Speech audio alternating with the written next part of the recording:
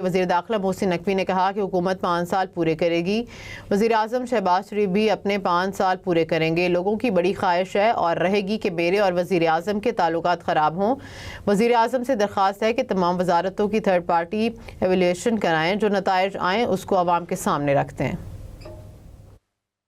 سب سے بڑی بات یہ ہے کہ میں نے پرفارمنس کے اوپر پرائم منسٹر کو جواب دینا ہے اور میں پرائم منسٹر صاحب سے صرف یہ ریکویسٹ کرنی ہے کہ تھرڈ پارٹی ایویلیویشن کرائیں, تمام منسٹریز کی پرفارمنس کو اس سے ایویلیویٹ کرائیں اور جو رزلٹ ہے وہ پبلک کے سامنے ہونا چاہیے تاکہ سب کو پتہ ہو کہ کون سی منسٹری کتنا پرفارم کر رہی ہے. دوسری بات رہی, میرے خیال ہے میری اٹینڈنس 70% کے قریب ہے.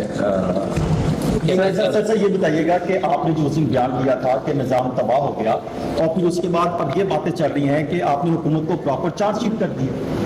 پہلی بات یہ ہے کہ میں بالکل آج بھی قائم ہوں, نظام بالکل تباہ ہوا ہے, لیکن میں نے وہ نظام 80 سال کا تباہ ہونے کا اور میں آج بھی سمجھتا ہوں کہ یہ 80 سال سے جو نظام ہے وہ تباہ ہے, بیکاز ادروائز اگر نظام چل رہا تو ہم کہاں سے کہاں پہنچ جاتے ہیں. میں نے گورنمنٹ کو بالکل چارج شیٹ نہیں کیا تھا, میں گورنمنٹ کا حصہ, میں اپنے آپ کو بالکل چارج شیٹ نہیں کروں گا.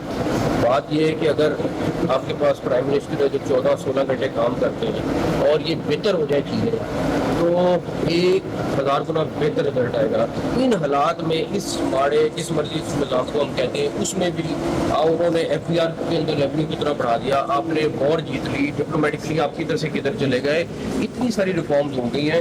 اور میں آج بھی سمجھتا ہوں کہ اگر پرائم منسٹر صاحب کو سسٹم ٹھیک اور مل جاتا تو وہ 100 گنا زیادہ اس ملک کو تیزی سے آگے لے جاتے.